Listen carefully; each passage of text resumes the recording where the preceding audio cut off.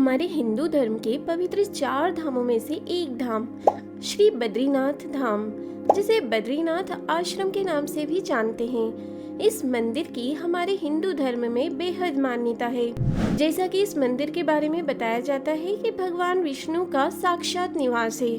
यहाँ पर भगवान विष्णु की तप की मुद्रा में बैठी हुई एक मूर्ति भी स्थापित है, जिसके बारे में ऐसा बताया जाता है कि इस मंदिर को भगवान ने माता लक्ष्मी को आशीर्वाद दिया था और ये कहा था कि ये मंदिर आपके नाम से ही जाना जाएगा, और तभी से इस मंदिर को बद्री के नाथ यानी बद्रीनाथ के नाम से जाना जाने लगा। तो आइए जानते हैं इस मंदिर और इससे जुड़े कुछ ऐसे रोचक तथ्यों के बारे में जो शायद आपको न पता हो। तो आइए थिंक टैंक इंडिया में जानते हैं इस मंदिर और इससे जुड़े कुछ ऐसे रोचक तथ्यों के बारे में जो शायद आपको न पता हो। हिंदुओं का पवित्र धाम यानी बद्रीनाथ धाम उत्तराखंड के चमोली जनपद में अलकनंदा नदी के तट पर स्थित एक हिंदू मंदिर है। यह मंदिर नर और नारायण नाम के 2 पर्वतों के बीच बना हुआ है। इस मंदिर के बारे में ऐसी मान्यता है कि जिस दिन ये दोनों पर्वत आपस में मिल गए, उस दिन मंदिर के अस्तित्व का विनाश हो जाएगा और भगवान के नए स्वरूप का जन्म होगा, जिसे भविष्य बद्री के नाम से जाना जाएगा। तो आइए जानते हैं इस मंदिर से जुड़े कुछ रहस्यों के बारे में। हिंदुओं के पवित्र 4 धामों में से एक बद्रीनाथ धाम के अलावा बाकी के 3 धाम, जिसमें द्वारका, जगन्नाथ और रामेश्वरम धाम है।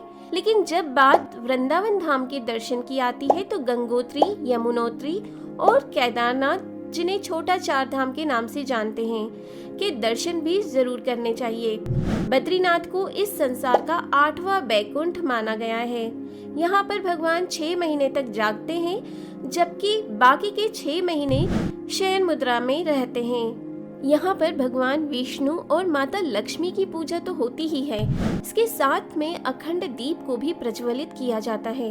यह मंदिर भगवान विष्णु के 24 अवतारों में से एक ऋषि नर और नारायण की तपोभूमि भी बताई जाती है। ऐसा बताया जाता है कि केदारनाथ में भगवान शिव इन्हीं की तपस्या से प्रसन्न हुए थे, जिसकी वजह से आज वहाँ केदारनाथ धाम है। बद्रीनाथ धाम के बारे में ऐसी मान्यता है कि इस धाम में भगवान विष्णु आराम करते हैं। इस मंदिर का निर्माण सतयुग में भगवान नारायण के द्वारा बताया जाता है। लोगों के बीच में ऐसी मान्यता है कि अगर आप केदारेश्वर ज्योतिर्लिंग के दर्शन करने के बाद बद्रीनाथ धाम में भगवान के दर्शन करते हो तो आप संसार के तमाम पापों से मुक्त हो जाते हो। यानी आपकी जिंदगी में आपके द्वारा जो भी गलत काम हुए हैं वो सब धूल हो जाते हैं और भगवान की आप पर कृपा होने लगती है और आपको मुक्ति भी मिल जाती है पृथ्वी पर बार बार जन्म और मृत्यु के चक्र से। शिव पुराण के अनुसार यहाँ पर भूकंप, सूखा और जल प्रलय जैसी प्राकृतिक आपदाएं आएंगी, जिसके बाद गंगा का अस्तित्व खत्म हो जाएगा और इसी के साथ भगवान बद्रीनाथ भी जल में विलीन हो जाएंगे, क्योंकि ऐसी प्राकृतिक घटनाओं की वजह से ही शायद नल और नील पर्वत भी आपस में मिल जाएंगे। इस मंदिर के पास स्थित जोशी मठ में बनी भगवान नरसिंह की मूर्ति के बारे में ऐसा भी बताया जा रहा है कि इस मूर्ति का एक हाथ दिन प्रतिदिन पतला होता जा रहा है और जिस दिन यह हाथ पूरी तरह से विलुप्त हो जाएगा, उस दिन बद्रीनाथ धाम और केदारनाथ धाम भी पूरी तरह से विलुप्त हो जाएंगे।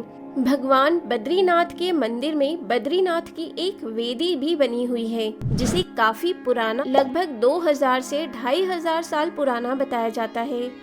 यहाँ पर और भी कई प्राचीन तीर्थ स्थल पाए जाते हैं, जिसमें अलकनंदा के तट पर पाया जाने वाला तप्त कुंड, जिसमें हमेशा गर्म पानी आता रहता है, लेकिन उसके बावजूद आज तक इस गर्म पानी में किसी को कोई स्किन बर्न जैसी दिक्कत नहीं हुई है। इस तप्त कुंड के बारे में ऐसा बताया जाता है कि इसमें साक्षात भगवान अग्नि देवता का निवास स्थान बताया जाता है। इसके बारे में एक कहानी बहुत प्रसिद्ध है, जिसमें ये बताया जाता है कि अग्नि देवता जिसके आसपास आते ही कोई भी चीज, चाहे कोई इंसान हो या कोई जानवर, सब उनके आसपास आते ही जलकर भस्म हो जाते थे, जिसकी वजह से उन्हें भक्षा भक्षी का श्राप लगा था। तब उन्होंने भगवान नारायण का जप करना शुरू किया था क्षीर सागर में जाकर, जहाँ पर भगवान ने उन्हें ये मार्गदर्शन दिया था कि आप जाकर इस तप्त कुंड में निवास करिए और लोगों के पाप धुलिए, जिससे आपका ये भक्षा भक्षी का दोष खत्म हो जाएगा।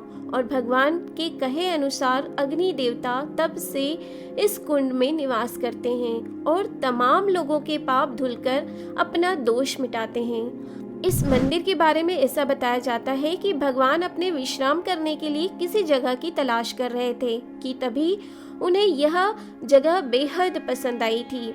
लेकिन उस वक्त उस स्थान पर माता पार्वती और भगवान भोलेनाथ का घर हुआ करता था, जिसके लिए भगवान विष्णु ने एक उपाय निकाला और भगवान एक छोटे बच्चे का रूप धारण करके जंगल में खूब तेज तेज रोने लगे।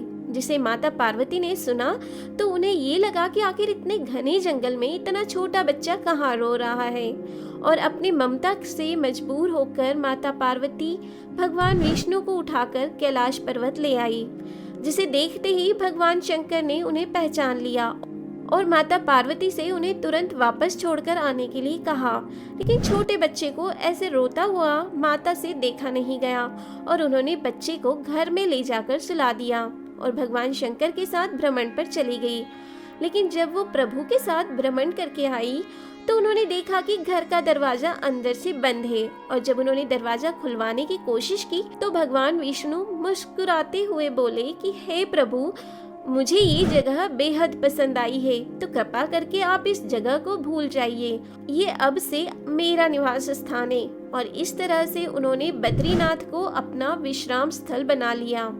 इस मंदिर के बारे में ऐसा बताया जाता है कि भगवान विष्णु जब ध्यान मुद्रा में लीन थे और कई वर्षों तक कठोर तपस्या कर रहे थे तो उस वक्त बहुत ज्यादा बर्फ गिरने लगी थी, जिस वजह से माता लक्ष्मी बेहद व्याकुल हो गई और उन्हें ऐसे में कुछ समझ में नहीं आ रहा था कि वो प्रभु की रक्षा कैसे करें। और जब हर तरफ से उन्हें कुछ समझ नहीं आया तो उन्होंने खुद एक बेर के पेड़ का रूप धारण किया और खड़ी हो गई प्रभु के बगल में छाया करके, जिसमें बर्फ का कोई भी टुकड़ा प्रभु को कोई नुकसान न पहुंचा सके, और बर्फ को पूरी तरह से अपने ऊपर ले लिया। और कई वर्षों तक ऐसे ही वृक्ष का रूप धारण करके माता चुपचाप खड़ी रही।